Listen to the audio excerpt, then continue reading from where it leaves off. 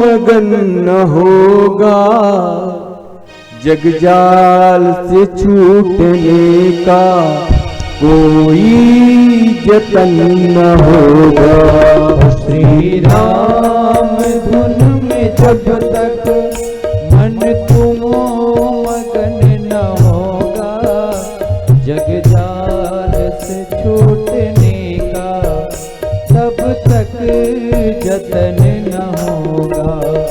श्री राम धुन में जब तक मन तुम मगन न होगा, जगजाल से छूटने का तब तक जतन न होगा।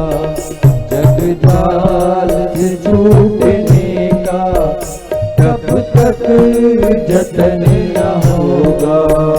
श्री राम धुन में जब तक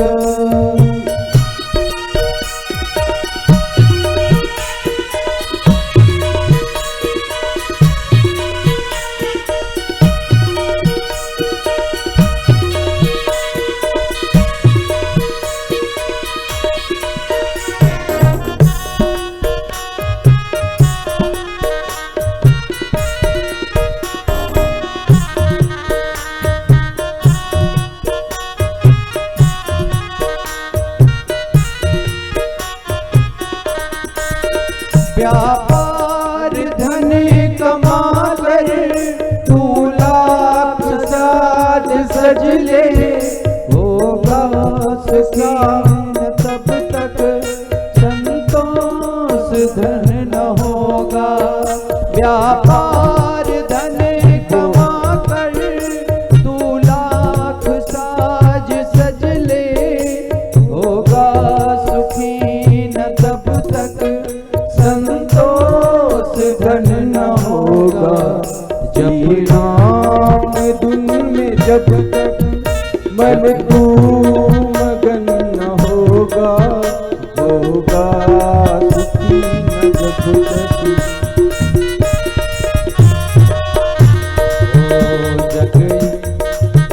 जप यज्ञ होम पूजा व्रत और नेम कर ले, जप यज्ञ होम पूजा व्रत और नेम कर ले। श्री राम धुन में जब तक मन तू मगन न कर ले, जगजाल से छूटने का तब तक जतन न होगा। श्री राम धुन में जब तक मन तू मगन न होगा, श्री राम धुन में जब तक मन तू मगन न होगा, जगजाल से छूटने तब तक जतन न होगा। जगजाल से छूटने का तब तक जतन न होगा।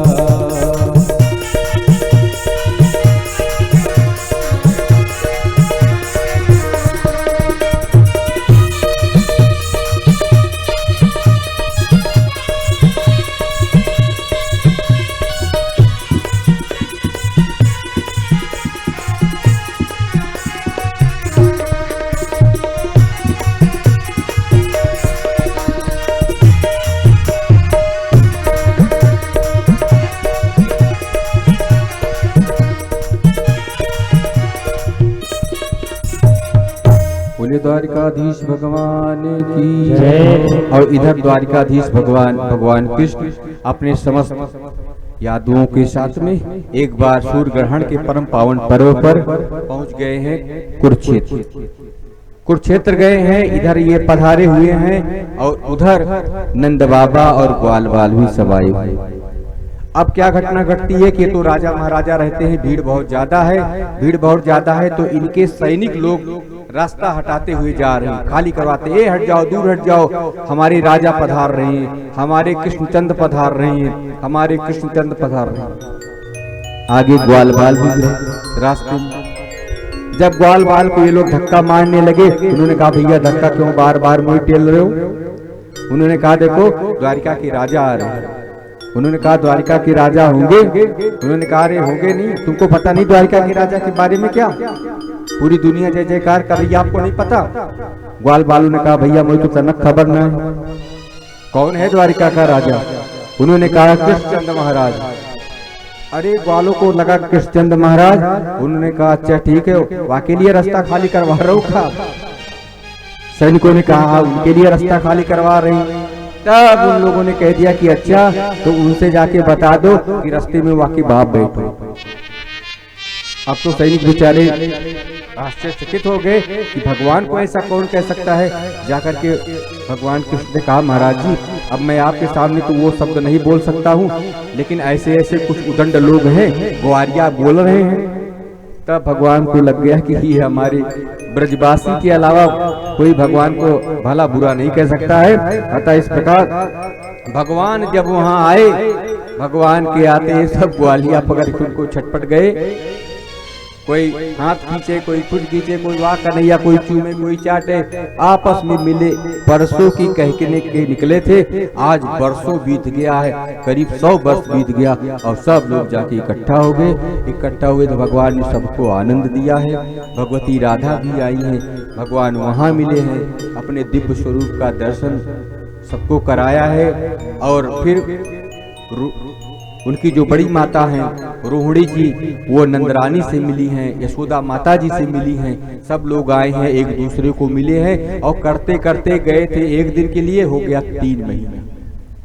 तब बसदेव जी महाराज आए, नारद जी आए, समस्त संत महात्मा सब वहाँ लोग आए हैं, सभी महात्मा लोग आए हैं। तो भगवान कहते हैं संतों की वंदना करते हुए कि ये महात्मा चलते फिरते ये सब संत हैं, ये तीर्थ है, ऐसा बताकर संतों की महिमा बताते हैं।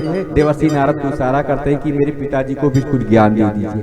देखो चिराग तले अंधेरा होता है। अपने यहाँ अयोध्या पास में है, रामलला प्रकट हुए हैं, लेकिन इतने में से बहुत कम लोग ही होंगे जो वहाँ दर्शन करने गए, ठीक है कि नहीं?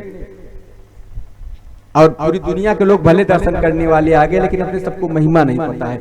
इसलिए बसदेव जी महाराज के पुत्र भगवान कृष्ण है, लेकिन उनको महिमा नहीं पता है। देवर्षि नारद को जब भगवान ने प्रेरणा किया तो उनको बताया है।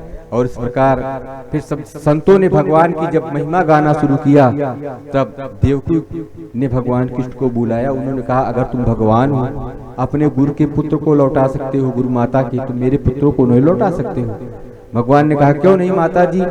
भगवान सीधे गए सुतल लोक में। जो 6 भाई उनके वहाँ कंस ने मार दिया था, उस सुतल लोक में ही जाकर के वहीं निवास कर रहे थे।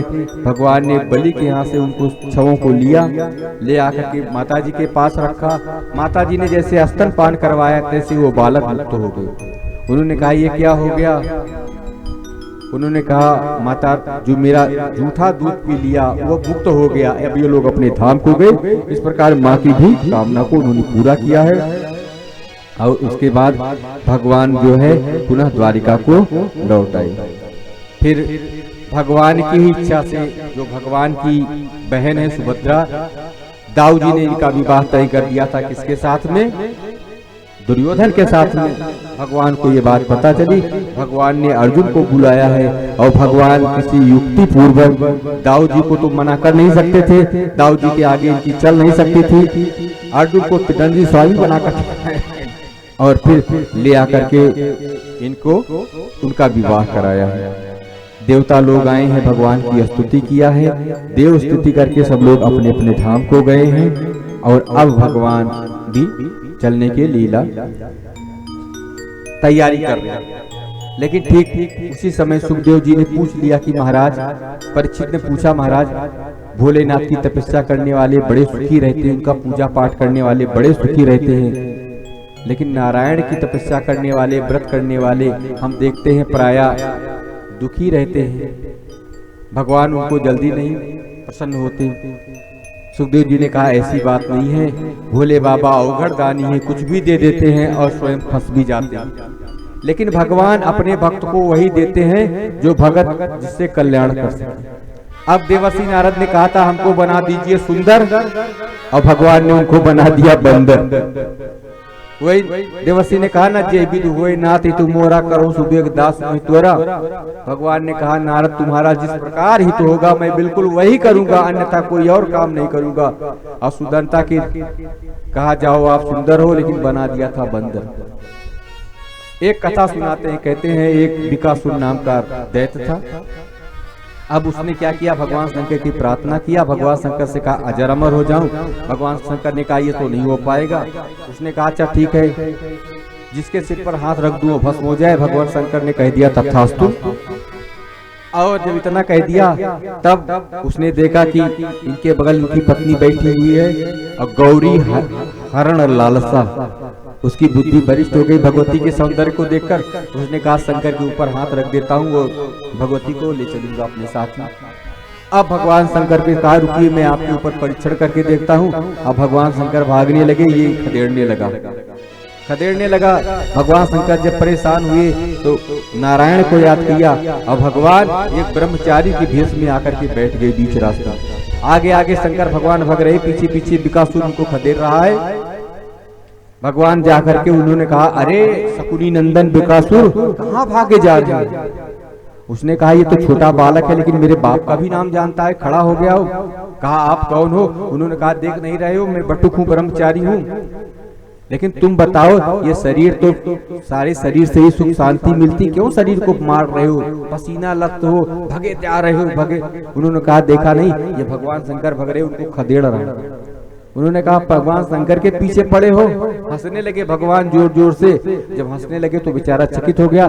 भगवान ने कहा अभी देखो मैं बताता हूँ, खबरदार अगर भगवान शंकर जी अगर आपने पैर बढ़ाया और उनके इतना कहते खबरदार कहने मात्र ही भगवान शंकर भी वहां खड़े हो गए। अब बिकासुर को तो ये हो गया कि कोई चमत्कारी ब्राह्मण लगता है। भगवान शंकर भी खड़े हो गए। उन्होंने कहा बात क्या है बताओ तो। बिकासुर ने कहा मैंने इनको प्रसन्न किया हूँ, इनसे मैं वर मांगा हूँ कि जिसके सिर पर हाथ रखूं भस्म हो जाऊं। तो उसी का परीक्षण करने के लिए मैं इनके पीछे दौड़ा हूँ, ये भग रहे हैं। भगवान हंसने लगे। उन्होंने कहा आप गलती में पड़ गए। अरे इनका भी वर अगर सत्य होता लगा लिया होगा बूटी, आपने कह दिया और इन्होंने कह दिया हो जाए। तो उन्होंने कहा अगर इनका वर सत्य ना होता तो भगते क्यों। भगवान कह रहे हैं इसलिए ये भग रहे हैं कि अगर आपको हकीकत पता चल जाएगी तो इनकी पोल खुल जाएगी, इसलिए भग रहे। देखो हाथ रखने से ही कोई चलता है क्या। अगर तुमको परीक्षण करना है तो उनकी क्या जरूरत है, तुम्हारे तो सिर है, अपने सिर से परीक्षण कर लो। उसने कहा कैसी बात मूर्खता जैसी करते हो, मैं सिर पर हाथ रख दूंगा हमारा सिर मैं भस्म हो जाऊंगा। अरे भगवान ने कहा भैया कौन कहता हाथ रखने के लिए, थोड़ा ऊपर करो, अगर आंच लागे दाह लगे तो हाथ हटा लेना। और जब भगवान युक्ति से उसकी बुद्धि फेरी, भगवान ने कहा एक बार कर लो। अब ऊपर हाथ ले गया। भगवान ने कहा हल्का नीचे करो, दाह लगी। उसने कहा नहीं लगी। भगवान हंसने लगे। उन्होंने कहा कि आपको भी इन्होंने पिला दिया घोट करके। और वो तो सोच गया, मन में शंका के पहाड़ उठने लगे। भगवान ने कहा और नीचे करो, दाह लगी। उसने कहा नहीं लगी। भगवान ने कहा और नीचे करो, दाह लगी। उसने कहा नहीं लगी। भगवान ने कहा लगने वाली भी दाह नहीं है। और जैसे उसने सोचा कि लगने वाली भी नहीं, हाथ रखा और भस्म होकर साफ हो गया, राख हो गया। भगवान शंकर आए तो ठाकुर जी ने कहा भैया ऐसे बढ़ना दिया करो। भगवान कान पकड़ के उठते बैठते शंकर अब जो खाई सो खाई, आगे खाई तो राम दोहाई, और फिर विदा कर दिए। इसलिए कहते हैं भगवान जिसका कल्याण भगवान से मांगोगे भी, लेकिन भगवान जब तक उसमें अगर आपका कल्याण नहीं होगा तो वो आपको नहीं देंगे। इस प्रकार जो है भगवान कथा सुनाए। और उसके बाद मुक्ति स्कंद यानी एकादश स्कंद की कथा आती है। हुआ ऐसा कि एक बार सभी साधु संत जो है ना आए हैं। कहाँ आए हैं, द्वारिका में। चातुर्मास चल रहा था, वन में ये लोग बैठे हुए हैं। तो ये जो सांब था ना, इसकी 50-60 साल की उम्र थी। इसको सुंदरी बना दिए। यादव ग्वाल बाल जो यादव लोग थे, इनके सबके पास शक्ति बहुत हो गई थी। बलराम जी का इनको सानिध्य प्राप्त था, नारायणी सेना थी, किसी से डरते वरते नहीं थे। और बहुत ही ये जो है थोड़ा दुष्ट भी हो गए थे। तो इन लोगों ने क्या किया कि साधु संत सब आकर के बैठे थे। सांब को साड़ी पहना दिया, पेट में कपड़ा बांध दिया और सब लोग साधु संत के पास ले गए। उन्होंने कहा ये बताओ महाराज जी मेरी भाभी जी हैं आपसे पूछने को शर्मा रही हैं। इनको यो प्रश्न है कि आपके गर्भ में लड़का है कि लड़की, कन्या है कि क्या। आप सभी ऋषि मुनि नाक बन के बैठ जाए, जब प्रश्न गलत है तो प्रश्न चक्र बने ही ना, कुछ बता ही ना पाए।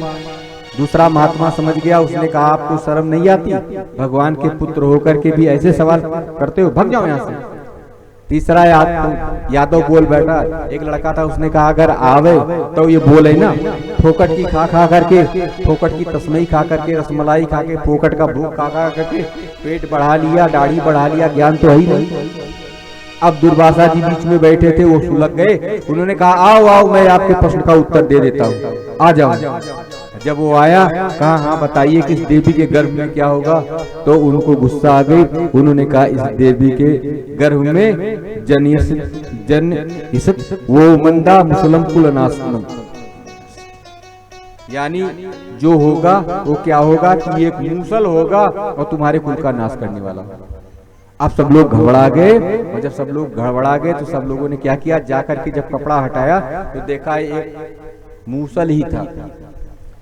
सब लोग डर गए, उग्रसेन जी महाराज के पास गए। उग्रसेन ने कहा अगर भगवान से यह बात बता दोगे तो भगवान तुम लोगों का परित्याग कर देंगे, तुम लोगों ने ब्राह्मण संतों का अपराध किया है, मृत्युदंड भी दे सकते हैं, तो महाराज आप ही कुछ करिए। उग्रसेन ने क्या किया कि उस जो मूसल था उसका टुकड़ा करवा करके समुद्र में भिजवा दिया। अब टुकड़ा उसका हो नहीं रहा था, एक छोटा टुकड़ा बच गया, तो उसको भी उस समुद्र में फेंक दिया गया। और वही समुद्र में जो टुकड़ा फेंका गया ना, वही एरक घास हो गई।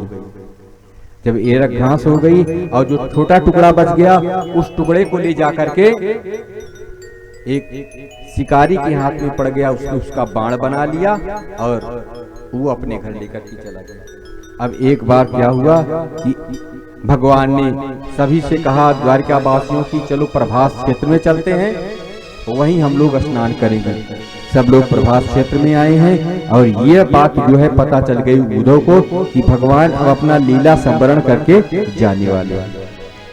उन्होंने कहा महाराज आप चढ़ के हमको छोड़ के चले जाओगे तो मैं कहाँ रहूंगा। भगवान ने उन्होंने क्या किया, तमाम प्रकार के उपदेश दिए हैं, 24 गुरुओं की कथा सुनाई है, दत्त भगवान की कथा सुनाई है, हंसोपाख्यान सुनाया है। और उसके बाद उन्होंने कहा देखो ऐसा है कि आप घबराइए मत, आप हमारी चरण पादुका लीजिए और चरण पादुका लेकर के आप चले जाइए कहाँ, बद्रिका विशाल आश्रम में, वहां आप आइए, वहां हमारा ही एक रूप नर नारायण के रूप में तपस्या कर रहा हूं, आप भी आकर के वहां करिए। और इस प्रकार उन्होंने क्या किया कि भगवान ने अपना जो उनका रूप था, स्वकीयम यद भवेत तेजा तच्च भागवतो दधात तेने वांगमयी मूर्ति प्रत्यक्षा वर्तते हरि, अपना जो रूप था वो भागवत में ही समाहित करके उनको दे दिया। वो सिर पर धारण करके वो चले गए उद्धव जी महाराज बद्रिका विशाल आश्रम में। इधर यादव लोग जो जाकर के प्रभास क्षेत्र में गए और जाकर के मदिरा का पान कर लिया। जब मदिरा का पान कर लिया तो आपस में लड़ने लगे और लड़ने लगे। शस्त्र तो साथ में नहीं था, वही जो समुद्र की घास एरक थी, बहुत पैनी तलवार जैसी घास होती है, उसको निकाला, एक दूसरे को आपस में मारने लगे, काटने लगे और मरने लगे। बलराम जी समझाने पहुंचे, बलराम जी को ही वो लोग मारने दौड़े। बलराम जी क्रुद्ध हो गए और उन्होंने क्या किया कि 2-4 को मारा पीटा। उसके बाद वो भी स्वाधाम गमन चले गए। और इधर भगवान पीपल के वृक्ष के नीचे एक चरण पर दूसरा चरण करके बैठ के लेटे हुए थे। एक शिकारी ने देखा, व्याधि बहेलिये ने देखा, सोचा कोई शिकार है, बाण चढ़ा दिया। वो बाण भगवान के पैर में आकर के लगा और जब वो भगवान के पास दौड़ के आया तो उसने क्या देखा कि भगवान के चरणों में गिर गया है, रोने लगा, भगवान अपराध हो जाऊंगा, हमारी मुक्ति कैसी होगी। भगवान ने कहा भैया मैं जिसको मारता हूँ उसी को नहीं तारता हूँ, जिसका जो हमको भी हमारे ऊपर प्रहार करता उसको भी तार देता हूँ, तो तुम घबराओ ना। पिछले अवतार के आप ही बाली हो, आपको मैंने छिपके मारा था तो आपने भी हमको मार दिया, मैं किसी का ऋण नहीं रखता हूँ। उसने कहा महाराज उद्धार कैसे होगा। उन्होंने कहा उद्धार अभी हो जाएगा। भगवान ने इशारा किया, बैकुंठ से विमान आया है और पहले भगवान ने उस बहेलिया को उसमें बैठा करके विदा किया है। दारुक भगवान के गले में तुलसी की माला है, उसका ढूंढते ढूंढते उस स्वरूप को देखते देखते यहाँ पहुंचे, रोने लगे भगवान को देखकर। भगवान ने कहा, दारुक चाचा, जाकर के आप कह दो कि आज के 7वें दिन द्वारिका डूब जाएगी। दारुक ने सबको जाकर के वहां बताया है कि आप सब लोग द्वारिका छोड़ करके चले जाओ, द्वारिका डूब जाएगी। और इस प्रकार सुखदेव जी महाराज ने परीक्षित जी को पूरी कथा सुना दिया, और कथा सुना करके और फिर उनसे कहा कि भगवान को ध्यान लगाओ, भगवान में अपना ध्यान लगाओ। आइए हम सब भी माधव में अपना ध्यान लगाते हैं। उसके बाद द्वादश स्कंद, छोटी सी कथा थोड़ी सी, उसके बाद कथा विराम। आज ही पोथी पूर्ण विराम। हर पल तुम्हारी याद आती रहे माधव, आती रहे। हर पल तुम्हारी याद आती रहे माधव, आती रहे। ओ हर पल तुम्हारी याद आती रहे माधव, आती रहे। तेरी छवि मन को लुभाती रहे। हर पल तुम्हारी आती रहे माधव, आती रहे। ओ हर पल तुम्हारी याद आती रहे माधव, आती रहे।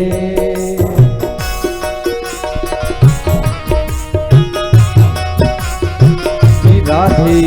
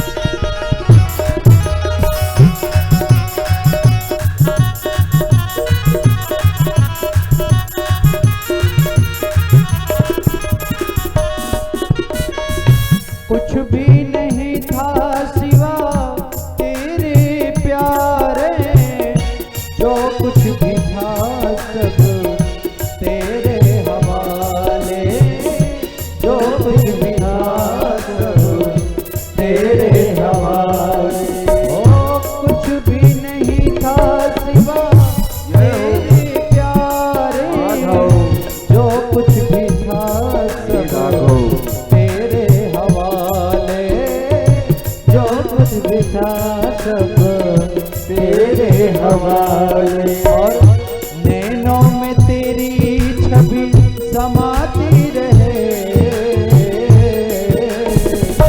हर पल तुम्हारी याद आती रहे माधव, आती रहे हो, हर पल तुम्हारी याद आती रहे माधव, आती रहे। तेरी छवि मन को लुभाती रहे, हर पल तुम्हारी याद आती रहे माधव, आती रहे हो, हर पल तुम्हारी याद आती रहे माधव, आती रहे, हर पल तुम्हारी याद आती रहे माधव, आती रहे, हर पल तुम्हारी याद आती रहे माधव, आती रहे, आती रहे माधव, आती रहे, आती रहे माधव, आती रहे। बोले द्वारिकाधीश भगवान की जय, श्री नंदनंदन भगवान की जय, श्री बालकृष्ण लाल भगवान की जय हो। अब इस प्रकार द्वादश स्कंद आश्रय लीला कलयुग के धर्म का 6 अध्यायों में वर्णन किया गया है कि आगे सब समय बहुत खराब आएगा, जिसने जिससे प्रसन्न कर लिया विवाह हो जाएगा। ब्राह्मण मात्र ये गोपवीत से ही जाने जाएंगे, पहचाने जाएंगे, उनका गोत्र प्रवर वेद शाखा सब उनको पता नहीं होगा। और कह रहे बड़े बड़े डकैत सत्ता के अधिकारी हो जाएंगे, प्रजा को दिन रात लूटने में लगे रहेंगे। परीक्षित इस धरा पर फूल कलकार आ जाएगा, भगवान का कलयुग में पुनः अवतार होगा। संभल में कल्की के रूप में भगवान अवतार लेंगे और पुनः जो है धर्म की स्थापना करेंगे। इतना सुनाया है। परीक्षित जी महाराज ने कहा कि महाराज अब तो कथा पूर्ण हो गई। सुखदेव जी ने कहा अभी मैं आपके सामने बैठा हूँ, आपके मन में कोई जिज्ञासा है? श्राप तो आपको 7 दिन का है कि 7वें दिन तक्षक डस लेगा, लेकिन मैं तुमको ये आश्वासन देता हूँ कि जब तक मैं तुम्हारे सामने बैठा हूँ तब तक 7 दिन नहीं 7 वर्ष लग जाए और 7 जन्म लग जाए, 7 युग बीत जाए, लेकिन तक्षक आपका कुछ नहीं कर पाएगा। इसलिए कोई भी अगर संशय हो तो आप पूछ लीजिए। उन्होंने कहा नहीं भगवान अब तो मैं मरूंगा। जब कहा कि मैं अब मरूंगा, पुनः सुखदेव जी महाराज ने कहा न तू राजन मरिष्येति पशु बुद्धि मीमाम जही। इतनी कथा सुनने के बाद भी अभी कह रहे हो अब मैं मरूंगा। अब उनको अपना भूल का एहसास हुआ। अहम ब्रह्म परम ब्रह्म धामम ब्राह्मणम परमम ददम, और इस प्रकार सिद्धो अस्मि अनुग्रहीतो अस्मि, ऐसा कह करके सुखदेव जी महाराज का उत्तर पूजन किया। देखिए भगवान जब अश्वत्थामा ने भगवान के भक्त के ऊपर यानी उत्तरा के गर्भ पर बाण चढ़ाया तो भगवान योद्धा के रूप में उनके गर्भ में जाकर के रक्षा किया। लेकिन जब ब्राह्मण ने श्राप दे दिया परीक्षित को 7वें दिन तक्षक डसेगा, ब्रह्मवाणी का उनके ऊपर वर्ज चला, तो ब्रह्मवाणी के रूप में ही भगवान आकर के और परीक्षित की रक्षा किया। सुखदेव जी ने वाणी के ही द्वारा तो परीक्षित की रक्षा किया। इसलिए जो भगवान के शरणागत है, भगवान कहते हैं उसको मैं पतन नहीं होने देता हूँ और उसका कभी पतन नहीं होता। मैं हर हाल में कैसे भी है उसकी रक्षा करता हूँ और उसका परम कल्याण कर देता हूँ। अतः अब सुखदेव जी को जो ध्यान बताया था उस विधि से सुखदेव जी बैठे हैं। क्षमा करें, अंतिम पूजन सुखदेव जी महाराज का परीक्षित जी महाराज ने किया है और परीक्षित महाराज ने जब उनका पूजन किया और वो पूजन स्वीकार करके पुनः उठ खड़े हुए हैं, सभी संतों को प्रणाम किया है, अपना आसन कांख में दगाया है। आजान बाहु कमल लोचन सुखदेव जी महाराज वन को पुनः प्रस्थान कर गए हैं। बोले सुखदेव जी महाराज की जय। गंगा के तट पर सभी संत महात्मा बैठे हुए हैं। परीक्षित महाराज जी सभी संतों को प्रणाम कर करके बड़भागी है। और बैठ करके भगवान के ध्यान में अपने मन को लगाया है। एड़ी से अनाहत चक्र में प्राण ले जाकर के ब्रह्मरंध्र से भगवान के धाम गए हैं। बोलिए परीक्षित जी महाराज की जय हो। और तब तक तक्षक नाग वहां से चलता, लेकिन जब तक्षक नाग वहां से चलता है डसने के लिए, उधर एक कश्यप ब्राह्मण चलता है बचाने के लिए। जब कश्यप ब्राह्मण और तक्षक बीच में मिले तो इधर से तक्षक दौड़ के जा रहा है, उधर कश्यप भी दौड़ करके आ रहा है। तक्षक ने कहा, अरे ब्राह्मण देवता, इतनी दौड़ कर तुम कहाँ जा रहे हो? कश्यप नाम के उस ब्राह्मण ने कहा कि हमारे राजा को श्राप हो गया है कि 7वें दिन तक्षक डस लेगा। मैं दौड़ करके जा रहा हूँ, तक्षक डसेगा और तक्षक डसेगा तो मैं राजा को पुनः जीवित कर दूंगा। उन्होंने कहा, इतना तप है तुम में? उसने कहा, तप हम में नहीं है, तब तो मेरे मंत्र में है। अतः इस प्रकार क्या घटना घटती है, तक्षक ने एक बरगद के विशाल वृक्ष को डस लिया, तुरंत राख हो गया वो वृक्ष। कश्यप ने कहा, ठीक है आपने अपना कर दिया, अब मेरी भी विद्या देख लो। उसने क्या किया कि जाकर के नदी का थोड़ा जल हाथ में लाया है और जल हाथ में रख करके जैसे संजीवनी मंत्र को पढ़ करके उस राख के ऊपर फेंका, बरगद का वृक्ष हरा भरा पुनः खड़ा हो गया। जब खड़ा हो गया तो तक्षक ने कहा, ब्राह्मण आप हमसे कुछ धन ले लो। एक ब्राह्मण होकर के एक ब्राह्मण के साप को मिथ्या करना क्यों जा रहे हो? कश्यप ने कहा, वो मेरे राजा हैं, मैं उनकी प्रजा हूँ, ये मेरा धर्म है कि अपने राजा की पहले रक्षा करना चाहिए। लेकिन जब कश्यप ने ध्यान देकर देखा क्या स्थिति है, तब देखा कि भगवान परीक्षित महाराज सिर्फ बैठे हैं, उनके प्राण तो भगवान के धाम जा चुके। तो उन्होंने कहा, कोई बात नहीं। तक्षक ने कुछ धन दिया, कश्यप लेकर के लौट गए। और तक्षक ने आकर के परीक्षित की जो वहां पर शरीर बैठी थी उसको डसा है, जल के खाक हो गया, राख हो गया, लेकिन परीक्षित महाराज को सदगति को प्राप्त हो गए हैं। बोले परीक्षित जी महाराज की जय। उनके पुत्र जन्मेजय ने एक सर्वश्रेष्ठ यज्ञ किया है। बड़े बड़े सर्प आकर के यज्ञ कुंड में गिरने लगे। जन्मेजय ने कहा, इस पृथ्वी को मैं सर्पों से विहीन कर दूंगा। तक्षक जाकर के इंद्र के सिंहासन में जाकर छिप गया, और जब इंद्र के सिंहासन में छिप गया, वो नहीं गिर रहा है, बाकी सब सर्प गिर रहे हैं। तब जन्मेजय ने कहा, ब्राह्मण देवताओं, हम में कोई त्रुटि रह गई है, या हमारे पूजन पाठ में या सत्कार में कोई त्रुटि रह गई, या आपके मंत्रों में कोई त्रुटि रह गई, जिसके लिए यज्ञ हो रही हो तो आ ही नहीं रहा, बाकी सब आ रहे हैं। ब्राह्मणों ने कहा, महाराज मेरी गलती नहीं है, देवराज इंद्र ने टांग अड़ा दिया है, तक्षक को आश्रय दे दिया है। तब अगर आपका अनुमोदन मिल जाए, आपका हमको मिल जाए, आपकी अगर आप हमको कह दीजिए तो मैं संकल्प करके इंद्र को भी तक्षक सहित भस्म कर दूंगा। जन्मेजय ने कहा, मैं आपको कहता हूँ, संकल्प करता हूँ, आप करिए।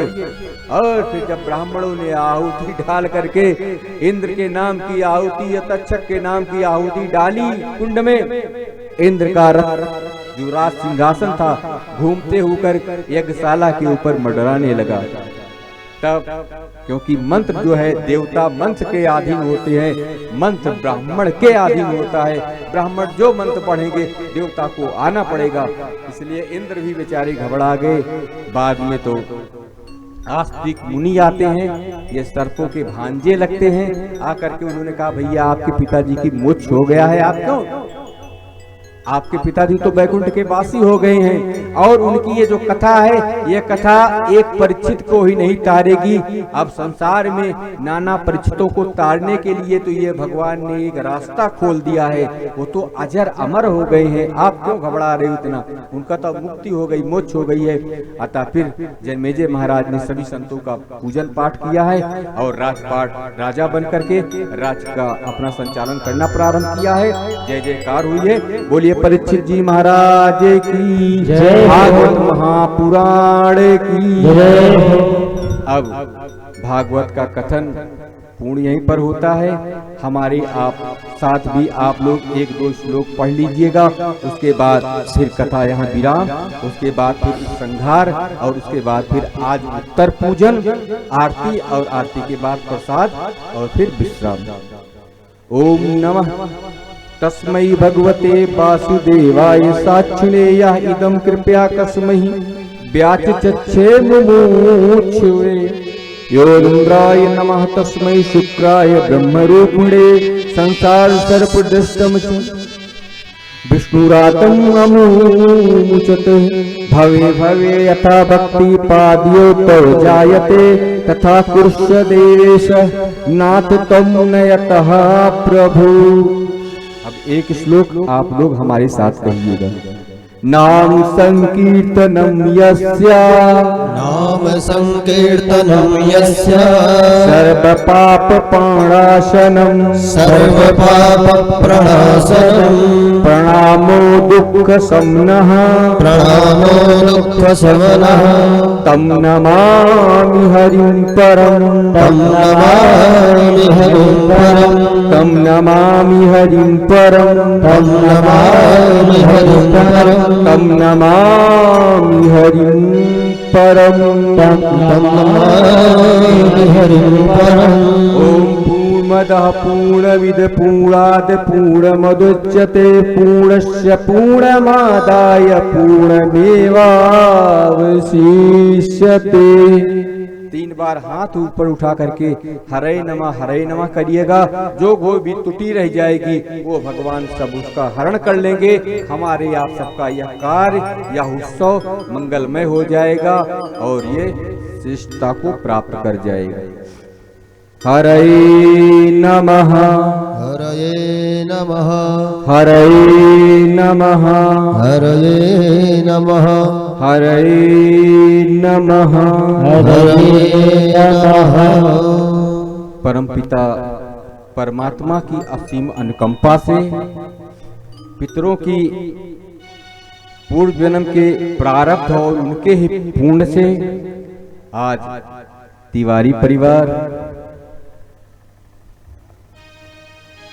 बैकुंठवासी श्री भगवान दत्त तिवारी, उनके सुपुत्र साकेतवासी पंडित श्रीपत तिवारी, उनके ही उनको भावांजलि, श्रद्धांजलि, पुष्पांजलि, अर्चा और चर्चा के रूप में उनके ही पुत्र और उनका परिवार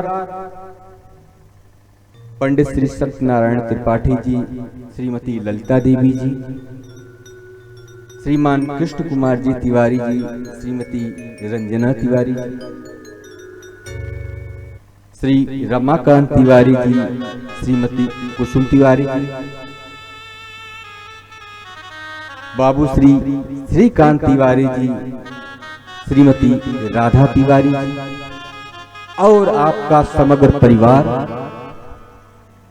साथ साथ श्रीमती कुसुम तिवारी जी, पत्नी श्रीमान रमाकांत तिवारी जी, अपने माता और पिता श्री महाराज दीन जी शुक्ला, साथ में श्रीमती राधिका देवी शुक्ला जी के पावन पुण्य स्मृति में यह जो सुंदर दिव्य 7 दिन का समागम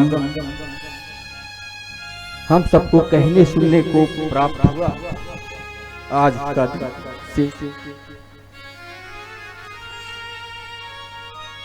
कहते हैं संसार में सभी तीर्थों से श्रेष्ठ माता होती है। माता से श्रेष्ठ वह भूमि होती है जहां जो जन्म लेता है। यद्यपि हमारे राम जी की भी स्थान जन्मभूमि, जन्मी जन्मभूमि चा स्वर्गादपि करिए। बालक के जीवन में तमाम उपकार करने वाले होते हैं। बच्चा घर से निकलता है, रास्ते में कहीं गिर जाता है, पास पड़ोस का कोई जानने पहचानने वाला भी नहीं होता है, कोई राहगीर उधर से गुजरता है। राहगीर जब गुजरता है तो राहगीर गुजरता है, देखता कोई बच्चा, किसी का भी बच्चा गिरा है, बच्चे को उठाता है, झाड़ पोछ करता है, थपथपाता है, विदा कर देता है। बच्चे के ऊपर उसका भी उपकार।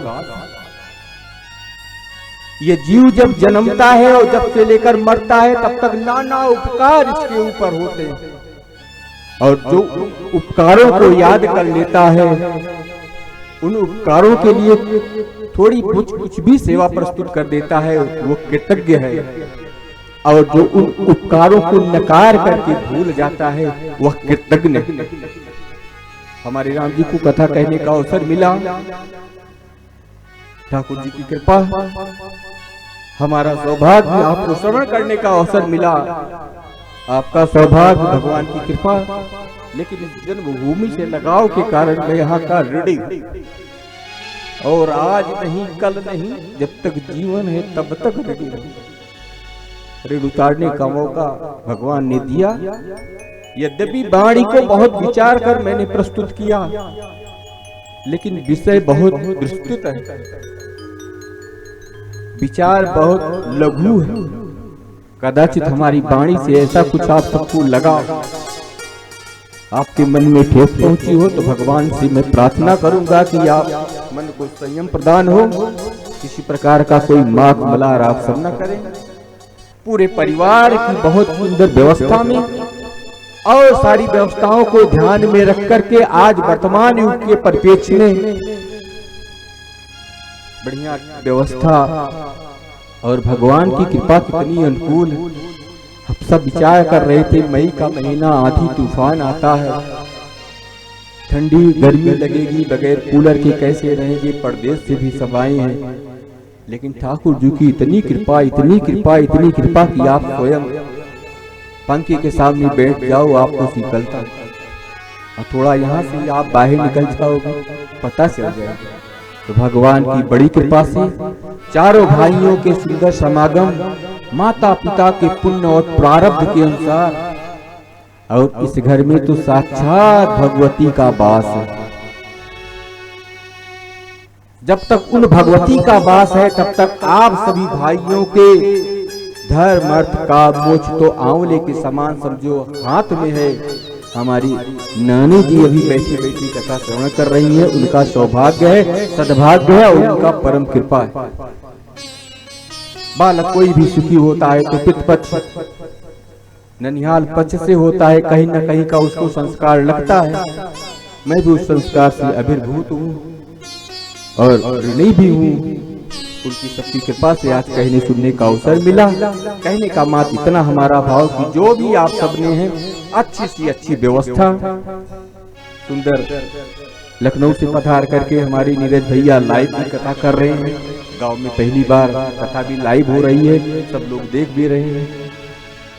अयोध्या से आचार्य श्री रोहित जी महाराज जो पूरे विधि और विधान से एक एक बारीकियों को ध्यान में रख करके विधि विधान से अनुष्ठान को, साथ में आचार्य अविनाश शास्त्री जी, पूरी संगीत मंडली वाले सब लोगों को, और आपने बड़े योग से सेवा भी, कोई कमी नहीं। हिलवा भी तब भी नमकीन, पकौड़ी भी तब भी नमकीन, चाय भी, ठंडा भी, समोसा भी, और खिला करके तो गच्चों गच्च कर दिया, यानी सबको तृप्त कर दिया। आपकी सेवा इन सबको हमेशा याद रहेगी। तन मन धन से आप सबने खूब खूब सेवा किया है, इसलिए खूब खूब आभार। और कथा को सुनने के लिए दूर दूर से लोग आए भी। यद्यपि ये मेरा मातृपक्ष है, लेकिन जिसकी उंगली पकड़ के हमने चलना भी सीखा था, हमारे प्रारंभिक शिक्षा दीक्षा कक्षा 1, कक्षा 2, कक्षा 3, ऐसे हमारे आदरणीय चाचा श्री दिनेश कुमार मिश्रा बिंदा भरजी से पधार करके आज हमको अनुग्रहित किए थे। बाजार में उनके साथ आया जाया करते थे तो कपड़े खरीदने के बहाना ढूंढा करते थे। कभी कहते थे कि ये टी शर्ट ले लो। हम लोग सब्जी लाने जाया करते थे तो एक जगह नाश्ता करने की बहुत शौक लगती थी। हमारे चाचा जी खड़े होकर के पवाया करते। यद्यपि हमारे सगे चाचा तो नहीं है, पिताजी हमारे अकेले माँ बाप, और आप तो सगे चाचा से भी बढ़कर कभी टी शर्ट खरीदना, कभी पैंट खरीदना, कितना ध्यान रखते थे हमारे। और आप आज आकर के आपने भी आज हमको अनुग्रहित, आपका बहुत अनंत उपकार है। आप भी पधारे। बचपन के हमारे कुछ मित्र भी थे, हौसला मास्टर जी की पाठशाला में पढ़ते थे। लल्लन भैया हैं, श्यामलाल वगैरह वो भी सब आते जाते थे और जाकर के हमारे साथ सहपाठी थे। हम सबको याद कर रहे हैं, बड़े बड़े तो याद आ ही रहे हैं, लेकिन कोई छोटा जो हमारे अंग संग में पल भर के भी रहा है, हम सबके भाव के प्रति कृतज्ञ हैं, कृतज्ञता ज्ञापित करते हैं। और यहाँ हमारा बचपन बीता है, इसलिए पुनः पुनः इस भूमि को प्रणाम करते हैं। व्यासपीठ की मर्यादा पर ध्यान रखते हुए आप सबको खूब आपकी गति बनी रहे, आपकी मति बनी रहे, आपकी भक्ति बनी रहे और आपके जीवन में ये जो वट वृक्ष लगा है ऐसे फलता रहे, फूलता रहे और आप श्रेष्ठोत्तर आपका जो परम लक्ष्य है भगवान की गति भी प्राप्त हो। आज ऊपर बैठे बैठे हमारे पूज्य नाना श्री भी और उनके पिता भी बैठ करके मानो आशीर्वाद दे रहे होंगे और उनकी आशीर्वाद की कामना ही नेत्रों से जो निर्झर हो रहा है, आंखों का जल है, वो उनकी साक्षात माती कृपा है। व्यासपीठ से हम उनको भी नमन करते हैं, प्रणाम करते हैं। कल हवन और परसों अक्षय तृतीया के परम अवसर पर बड़ा पितरों के मुक्ति के लिए कथा, एकादशी भी तिथि, अमावस्या भी और भोज भंडारा भी, आखा तीज, अभूज मुहूर्त, अक्षय तृतीया के साथ यह कथा विराम लेगी। सबको खूब खूब आभार, खूब खूब प्रणाम। मिलन आज तक का हमारा तुम्हारा, रही जिंदगी तो मिलेंगी दोबारा। इसी के साथ आप सबके हृदय में पड़े हुए भगवान को, बसे हुए भगवान को प्रणाम। एक नाम संकीर्तन, उसके बाद आरती। ओ सीताराम राम राम सीताराम राम राम, सीताराम राम राम सीताराम राम राम, सीताराम राम राम सीताराम राम राम, सीताराम राम राम सीताराम राम राम, सीताराम राम राम राधे श्याम श्याम श्याम, सीताराम राम राम सीताराम राम राम, सीताराम राम राम सीताराम राम राम, सीताराम राम राम सीताराम राम राम, ओ राधे श्याम श्याम श्याम, राधे श्याम श्याम श्याम, राधे श्याम श्याम श्याम, राधे श्याम श्याम श्याम, ओ राधे श्याम श्याम श्याम, राधे श्याम श्याम श्याम, राधे श्याम श्याम श्याम, राधे श्याम श्याम श्याम, ओ सीताराम राम राम सीताराम राम राम, ओ सीताराम राम राम सीताराम राम राम, ओ राजा राम राम राम, राजा राम राम राम, राजा राम राम राम, राजा राम राम राम, ओ राधे श्याम श्याम श्याम, राधे श्याम श्याम श्याम, राधे श्याम श्याम श्याम, राधे श्याम श्याम श्याम।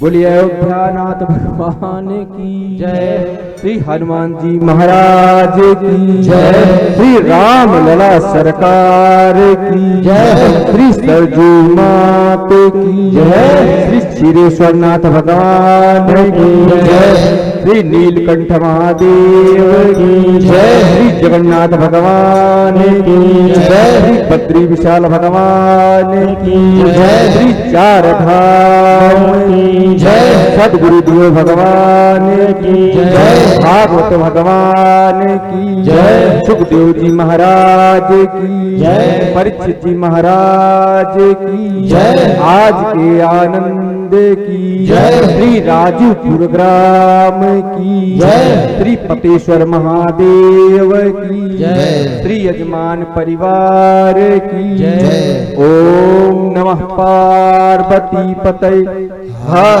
हर महादेव हर। जय जय श्री राधे, जय जय श्री राधे, जय जय श्री राधे। हम आप सभी के मध्य सुदूर से पधारे मुंबई की धरती से पधारे हुए हमारे श्रीमान कृष्णकांत गुरु जी, आपसे सादर निवेदन है कि आप कृपा करके मंच तक आवे और पूज्य महाराज श्री को प्रणाम कर शुभ आशीर्वाद प्राप्त करें। मुंबई की धरती से पधारे हुए श्रीमान कृष्णकांत गुरु जी, आपको कोटि कोटि धन्यवाद। आप सुदूर से पधारे, आपका हृदय से आभार। आप व्यासपीठ तक आकर श्री भागवत भगवान को प्रणाम करें, पूज्य महाराज श्री को प्रणाम कर शुभाशीर्वाद प्राप्त करें। और उसी क्रम में हमारा यजमान परिवार मंच तक आकर के श्री भागवत भगवान का उत्तर पूजन करें और उसके बाद भगवान की मंगलमयी आरती का दर्शन करें।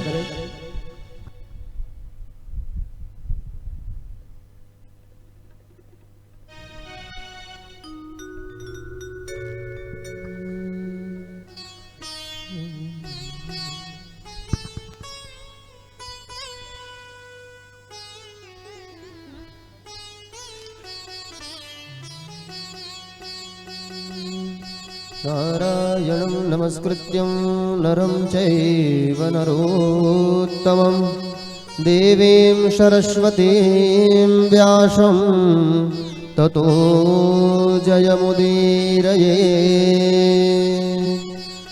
सकलभुवनमध्ये निर्धनास्तेऽपि धन्या निवसते हृदयेषां श्रीहरेर्भक्तिरेका। हरिरपि निजलोकं सर्वथा तो विहाय प्रविशति हृदयेषां भक्तिसूत्रोपनद्धा भक्तिसूत्रोपनद्धा।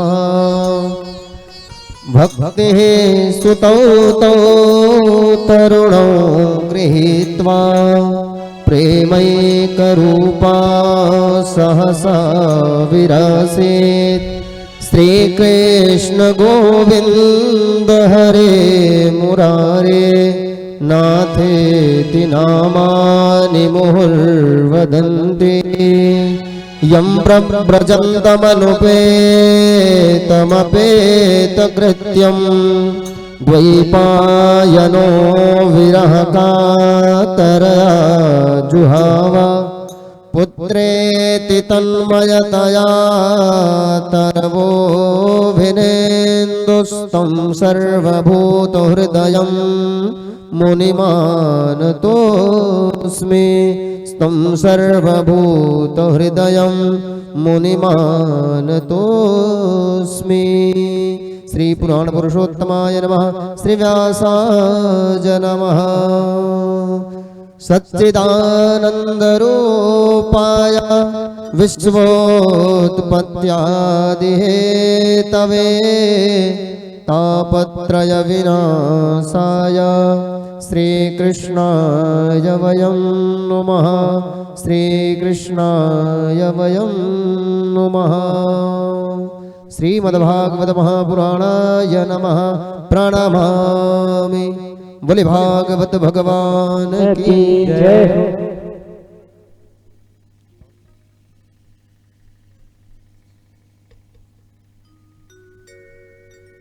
हमारा यजमान परिवार श्री भागवत भगवान का उत्तर पूजन करते हुए और उसके बाद आरती का दर्शन। सर्वोपचारार्थे सकल पूजार्थे जलगंधाक्षत पुष्पाणि समर्पयामि।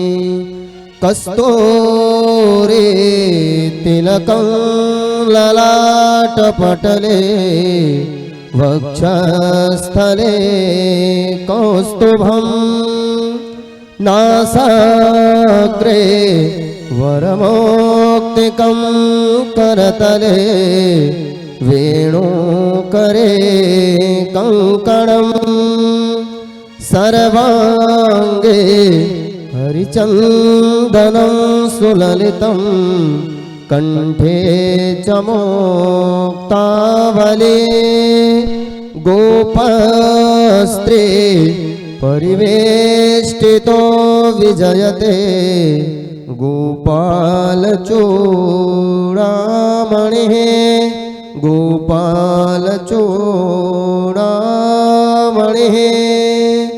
जयतु जयतु देवो देवकी नन्दनोऽयं जयतु जयतु कृष्णो वृष्णिवंश प्रदीपः जयतु मे घस्यामलः कोमलांगो जयतु पृथ्वी भारनासो मुकुन्दः जयतु पृथ्वी भारनासो मुकुन्दः लक्ष्मीनाथ समारंभां नाथया मुनिमध्यमाम् अस्मदाचार्यपर्यन्तां वन्दे गुरुपरम्परां वन्दे गुरुपरम्पराम्।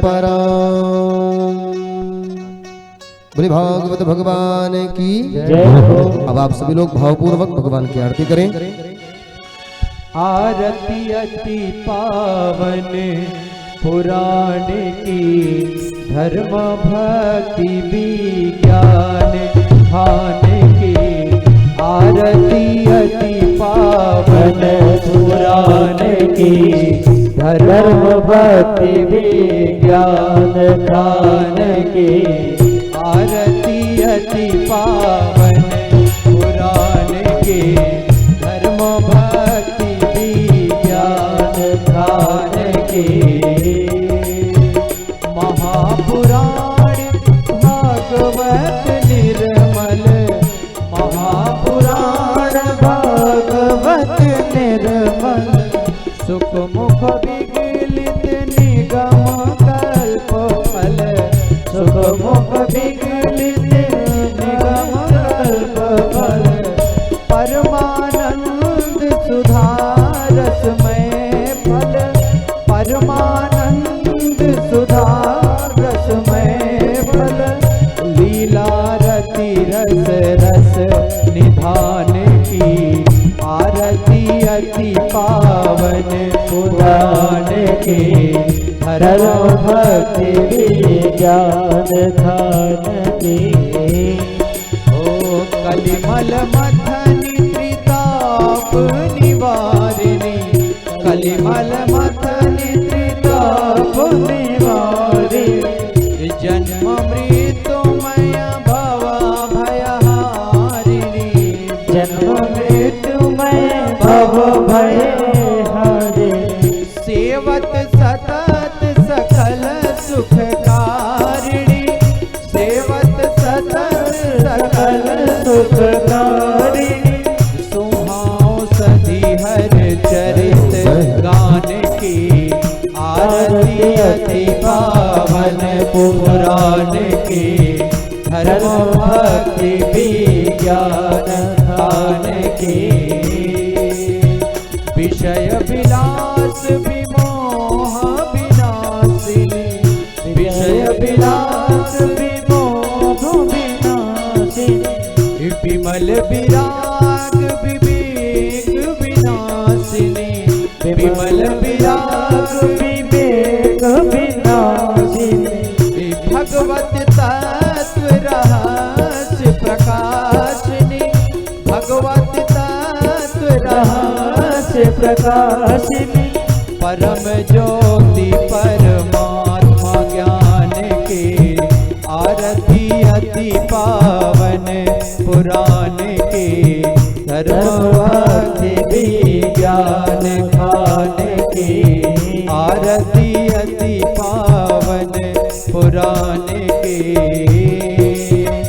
परमहंस मुनि मन उल्लासिनी परमहंस मुनि मन उल्लासिनी रसिक हृदय रस रास विलासिनी रसिक हृदय रस रास विलासिनी भुक्ति मुक्ति रति प्रेम सुदासिनी भुक्ति मुक्ति रति प्रेम सुदासिनी कथा किंचन प्रिय सुजान के आरती अति पावन पुराण की धर्म भक्ति विज्ञान खान की आरती अति पावन पुराण की धर्म भक्ति विज्ञान खान की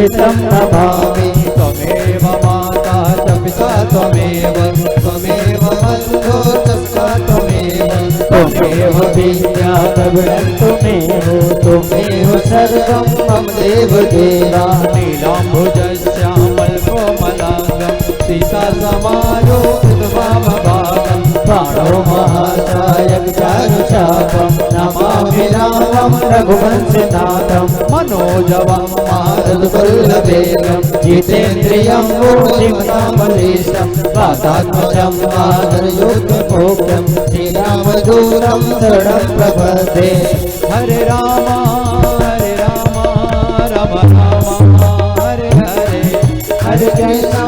हरे कृष्णा कृष्ण कृष्ण हरे हरे हरे राम